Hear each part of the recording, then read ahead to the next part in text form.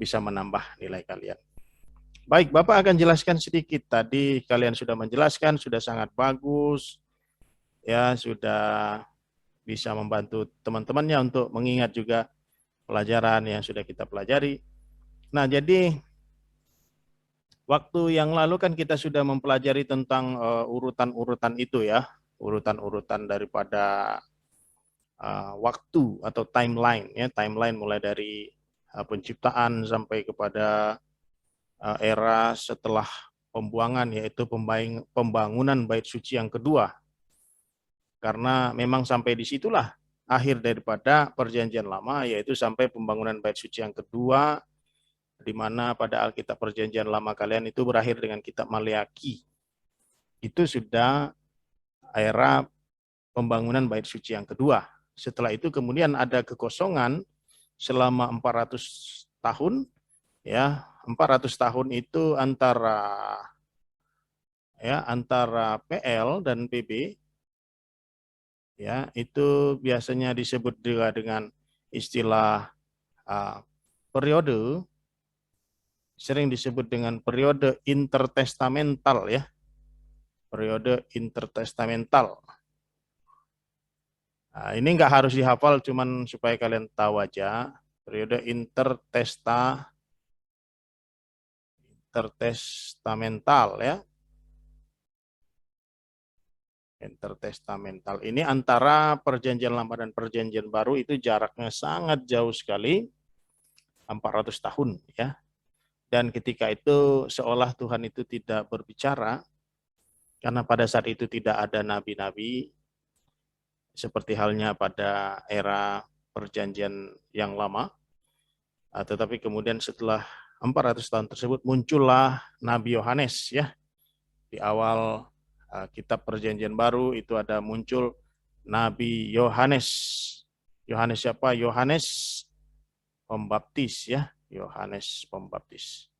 Nah, Bapak tahu ini bukan pelajaran perjanjian lama.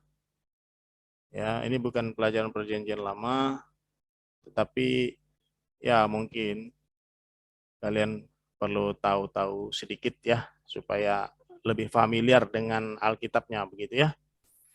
Nah, kemudian tadi kalian sudah mempelajari tentang kitab Kejadian sampai kepada Yosua. Jadi di dalam Kejadian itu kan kalian akan mengetahui tentang penciptaan ya.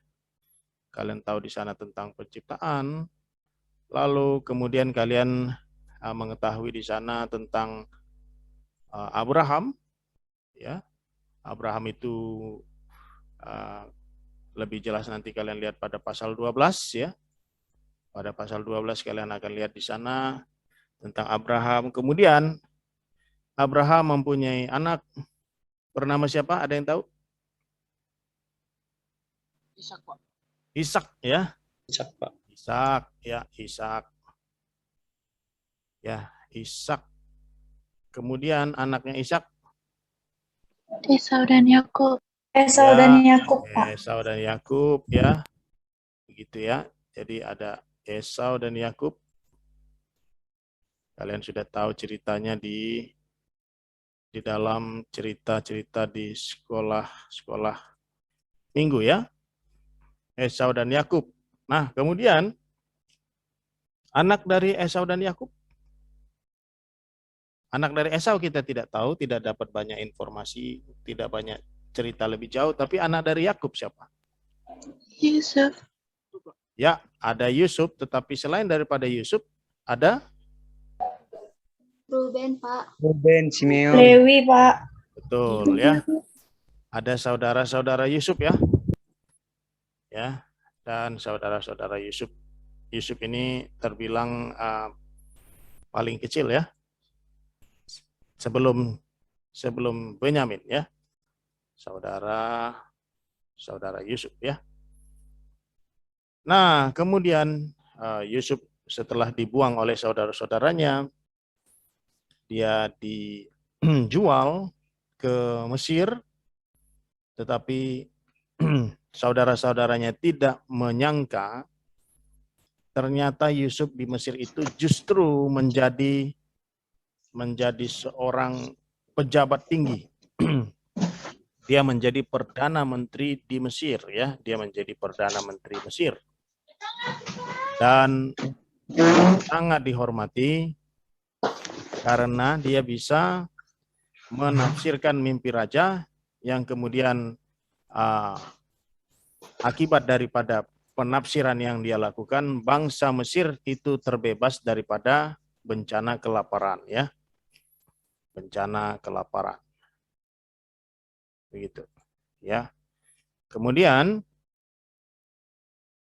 Yusuf kemudian bertemu dengan saudara-saudaranya karena saudara-saudaranya juga mengalami kelaparan di kampung halaman mereka, sehingga mereka datang ke Mesir untuk mendapatkan makanan. Lalu bertemulah mereka tanpa mereka sadari, pada awalnya bertemulah mereka dengan Yusuf, ya. Kemudian di sanalah Yusuf dan saudara-saudaranya tinggal di Mesir dan kemudian mempunyai banyak sekali keturunan, dan kemudian bangsa itu, yaitu bangsa Israel. Israel itu adalah nama lain daripada Yakub, ya. Itu sebenarnya nama lain daripada Yakub, ya. Nama lain daripada Yakub adalah Israel, ya. Nama lain daripada Yakub itu adalah Israel. Israel itu adalah pria yang bergumul dengan El. El itu artinya Elohim, ya. Jadi Yakub itu bergumul dengan Elohim di Sungai Yabok. Ya, dia bergumul di sana, dia bergulat di sana, ya. Nah, Yakub mempunyai anak-anak, ya, yang kemudian dikenal nantinya dengan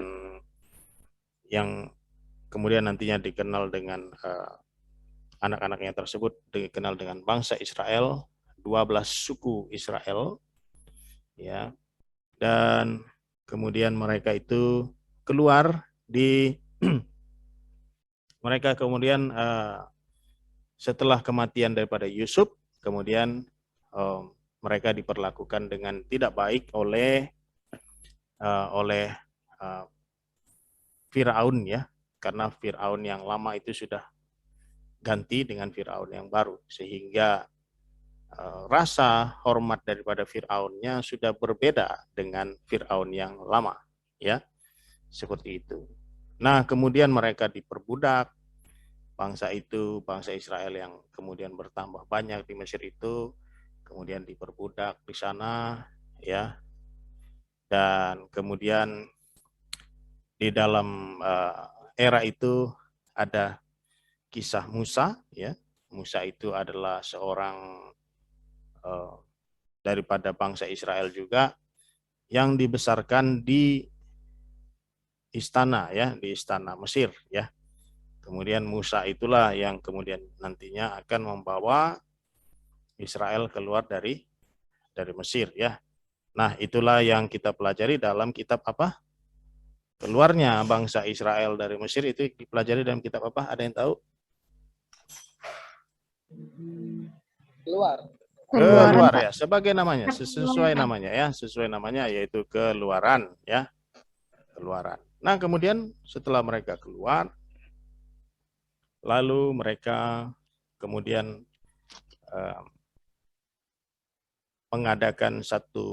Tuhan mengadakan perjanjian dengan mereka, ya, di Gunung Sinai, ya, di Gunung Sinai. Kemudian Tuhan memberikan mereka selain daripada perjanjian juga cara-cara bagaimana caranya menjadi umat Tuhan, ya. Jadi Tuhan membuat perjanjian dengan Israel, ya, yang disebut dengan covenant atau perjanjian, ya. Jadi ada relasi antara Tuhan dengan Israel, dan kemudian mereka juga diajar, ya. Diajar. Makanya tadi ada temannya yang mengatakan itu seperti seminari buat Israel itu. Jadi mereka belajar bagaimana menjadi umat Tuhan yang sesuai dengan kehendak Tuhan, ya. Maka kemudian dari kitab Keluaran itu sampai kepada kitab dari Keluaran, ya Keluaran 20 itu, Keluaran 20 sampai kepada Ulangan, ini berisi tentang perintah-perintah Allah ya yang harus dilakukan oleh umat Israel. Nah, perintah-perintah itu bukan untuk mendatangkan malapetaka kepada mereka, tetapi justru perintah-perintah itu untuk mendatangkan kebaikan kepada mereka sebagai sebuah bangsa yang dipilih oleh Tuhan ya. Jadi Keluaran 20 sampai Ulangan ini adalah perintah-perintah untuk orang Israel ya. Jadi memang kita bukan orang Israel secara jasmaniah, tetapi ilustrasi-ilustrasi yang digambarkan ya, gambaran-gambaran ini menggambarkan tentang bagaimana relasi Allah terhadap umatnya ya. Dari cerita-cerita ini kita juga bisa mengetahui bagaimana karakter Tuhan ya, kasihnya, bagaimana kita bisa mengetahui kekudusannya, bagaimana kita bisa mengetahui kuasanya begitu ya. Nah, tetapi bangsa itu ya nah di antara Keluaran dan Ulangan itu ada kitab yang bernama Imamat ya, itu kemudian ada juga selain Imamat juga ada Bilangan ya, Bilangan. Nah, di dalam kitab Imamat ini seperti halnya namanya itu imam ya, imam. Jadi di situ banyak berbicara tentang bagaimana persembahan-persembahan ya. Jadi mulai dari Keluaran bagian akhir sampai kepada Imamat itu bicara tentang persembahan, bicara tentang kemah suci ya. Jadi berkaitan dengan bagaimana cara mereka untuk menyembah Tuhan, kemudian juga bagaimana mereka juga harus menjaga kesehatan mereka. Jadi memang Tuhan itu peduli terhadap bangsa itu gitu. Peduli terhadap kesehatannya, peduli terhadap bagaimana hubungan mereka satu sama lain ya. Bagaimana sebagai bangsa mereka itu mempunyai satu peraturan-peraturan yang menjaga relasi mereka satu sama lain. Ya, seperti halnya di dalam setiap bangsa itu kan ada peraturan-peraturan yang menjaga agar kehidupan manusia sebagai bangsa itu berjalan dengan baik gitu ya. Nah, di era bangsa Israel ketika itu ini semua sudah ada gitu. Jadi bagaimana mereka agar mereka juga mengasihi sesama mereka, mengasihi Tuhan, yaitu menjadi fondasi daripada peraturan-peraturan tersebut ya. Jadi peraturan-peraturan yang ada itu didasari atas kasih kepada Tuhan dan kasih kepada sesama ya. Ini benar-benar satu gambaran, satu ilustrasi tentang bagaimana Tuhan memimpin bangsa Israel, memimpin umatnya. Ya tentunya di dalam era sekarang, dalam era perjanjian baru, tentunya segala sesuatunya jauh-jauh lebih baik ya. Tapi pada perjanjian lama itu memberikan gambaran tentang bagaimana umat Tuhan menjalani hidupnya ya, tentang bagaimana Tuhan memimpin umatnya ya pada era perjanjian. Ya, mohon itu di off-kan ya mic-nya ya agar kita bisa lebih berkonsentrasi. Nah, kemudian dalam kitab Bilangan, dalam kitab Bilangan ini banyak terjadi, banyak diceritakan tentang pemberontakan ya. Jadi dalam kitab Bilangan ini banyak diceritakan tentang pemberontakan. Kenapa pemberontakan? Ya karena mereka tidak percaya, ya. Mereka bukan saja tidak percaya kepada Tuhan, mereka juga tidak percaya kepada Musa, ya, kepada yang memimpin mereka untuk keluar dari Mesir sampai kepada tanah perjanjian, ya. Dan di dalam kitab Bilangan ini banyak cerita-cerita tentang ketidakpercayaan, pemberontakan, ya. Mereka pengen pulang dan lain sebagainya, pengen kembali ke Mesir dan lain sebagainya. Mereka memberontak terhadap Musa, mereka iri hati terhadap Harun, ya banyak cerita-cerita di dalam kitab Bilangan ini. Kemudian di dalam Ulangan Nah, bagaimana dengan kitab Ulangan? Nah, kitab Ulangan itu bercerita tentang bangsa itu atau generasi selanjutnya, generasi Israel yang selanjutnya sudah berada di seberang, ya, sudah berada di seberang, mereka itu sudah berada di seberang tanah perjanjian. Ya, mereka sudah berada di seberang tanah perjanjian, tetapi di dalam kitab Ulangan ini generasinya sudah berbeda. Ya, generasi di kitab Ulangan ini sudah generasi yang baru kebanyakan. Karena yang lama sudah banyak mati karena mereka tidak percaya, ya. Mereka tidak percaya, jadi mereka banyak yang mati. Karena perjalanan itu sendiri memakan waktu sebanyak berapa tahun? Ada yang tahu? Berapa tahun perjalanannya? Dari Mesir sampai ke tanah perjanjian? Lebih kurang 40 Pak. 40 tahun, ya benar. Jadi 40 tahun, ya. Maka itu sudah terjadi pergantian generasi, ya, pergantian generasi, dan generasi yang baru itu akan menyeberang ke tanah perjanjian.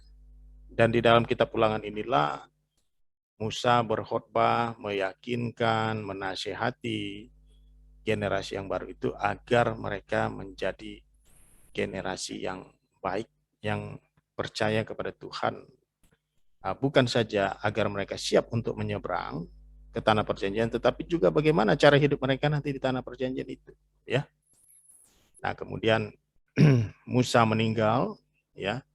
Di dalam kitab Ulangan ditulis bahwa pada bagian akhir itu Musa meninggal, kemudian kepemimpinan Israel digantikan atau diambil alih tongkat estafetnya oleh Yosua. Lalu Yosua masuk ke tanah perjanjian dan seterusnya. Kalian bisa mempelajari lebih jauh dalam